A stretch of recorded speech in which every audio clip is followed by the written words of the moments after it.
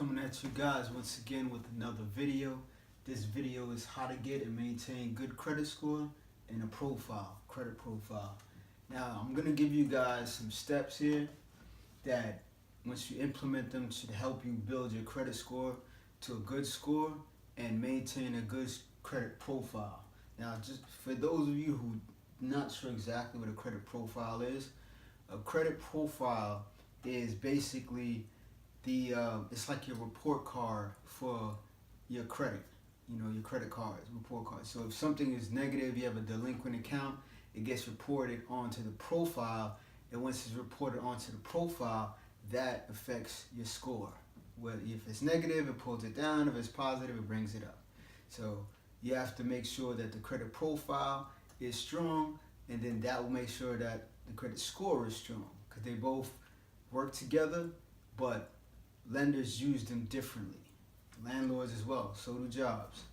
Now, these steps will help you to achieve, the goal here, to get a good credit score and a good credit profile. So if you guys sit here, get your pens and papers out so you can take some notes. And if you're not ready to watch the video, press pause. Otherwise, we're gonna get into the first step. First thing is pull your credit report, right? Now you have to pull your credit report so you know exactly where you stand. Now, for a couple of reasons. One, you don't know if you have a creditor reporting incorrect information on your report. Two, if there's negative things that are being reported, you can dispute these negative things.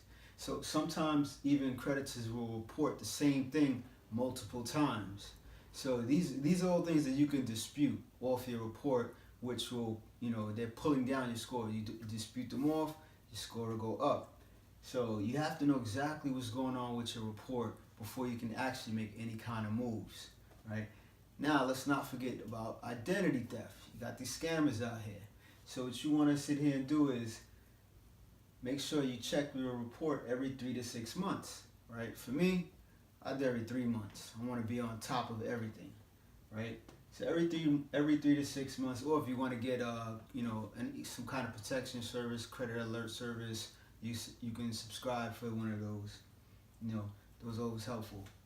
So this is the first step you have to do, is pull your credit report so you know where you're at. Second, is to keep a low credit utilization. So you have your credit cards with a maxed out card or your high utilization pulls your score down. So what you want to do is you want to keep your scores at around 30%. The utilization at around 30%. So I'll give you an example. If you have a card and the limit is $1,000, you should set a new limit, and your new limit should be $300. That's 30% of the utilization, and do not go past that for a couple of reasons. One, you never know what comes up in life, so you don't want to be at 70% and then you have to use the card because whatever happens, and now you've done maxed out your card and your score drops. At least with 30%, you have a cushion there. So you got to anticipate, you always got to expect the unexpected. You got to be prepared for these things. That's number one. Number two, it shows less of a risk to a lender. So if you wanted to, let's say you wanted more money, you always have the option to call your credit card companies and request a credit limit increase. As the limit increases, you can increase your new credit limit to 30% of whatever that may be. All right. Now, also, when you have a low utilization, it makes it more appealing for lenders when you're going to borrow money, because they see you're not over leveraged. Or even landlords, when you go to rent an apartment and the landlord asks for your credit report and your W-2s and your pay stubs, they can sit here and read your financial paperwork to see, hey, what type of position is he in? If things get a little tight, could he make the rent, or she?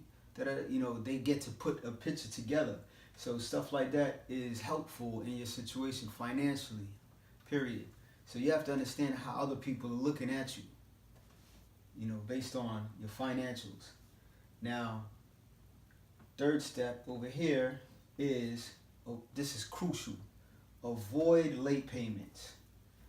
Late payments can devastate a credit report and a score.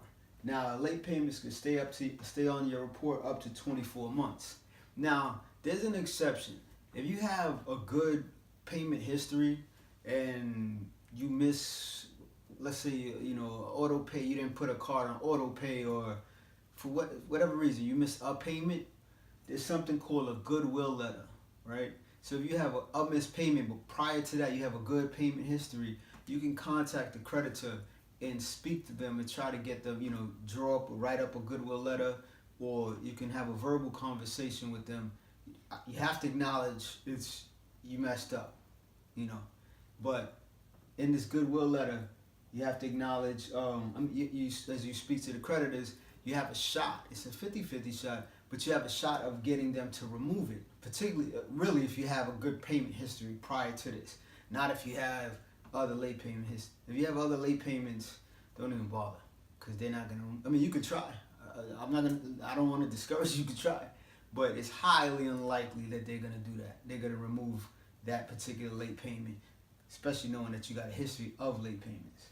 So, avoid late payments. You can set your cards on Autopay online. This way you don't have to worry about if you went on vacation or things got really hectic and personal issues was happening in life and you might have lost, track or whatever.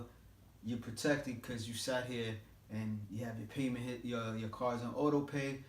You can set it to the minimum payment, and anything you want to add on top, you can add on top. But at least they're getting a minimum payment, and you good. They good. The card is paid, right? Now the fourth one is keep. I can't read my own handwriting. Oh, keep a good credit mix. All right. Now, what I mean by this is this: there's 3 different types of credit when they extend it to you. It's revolving accounts, open accounts, and installment accounts. Now, what lenders like to see is a good mix of each one of these on your profile. At least one of each. A revolving account will be a credit card. An installment account is a fixed payment, so something like a mortgage or a car loan. Open account is like utilities, like a cable bill or a light bill or something like that.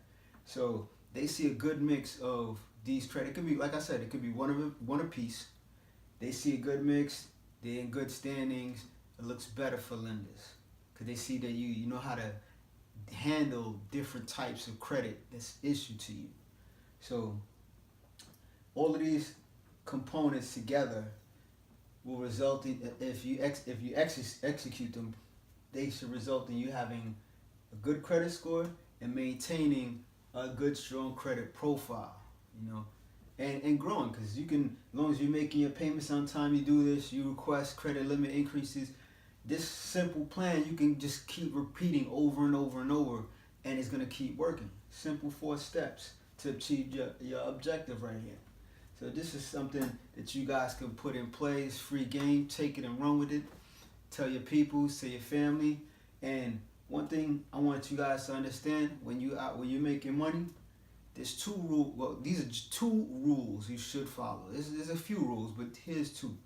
When you're making money, you should always invest your money. That's number 1. Always invest your money. And number 2, when the money is coming back that you invested, don't let it make you dizzy. And what I mean by that is stay focused, because the money's coming in. Don't lose sight and go crazy spending money on Gucci belts and red bottoms and Jordans and all this stuff. You got to stay the course. So stay focused. Don't let it make you dizzy. Right? Well, take these little steps here, and you can sit here, go make it happen for you and yours. And remember, follow us on Facebook. You can follow us on YouTube. YouTube channel is Mr. Flip These Bricks. Instagram at Mr. Flip These Bricks. And let's make it happen. Work smarter so you don't got to work harder.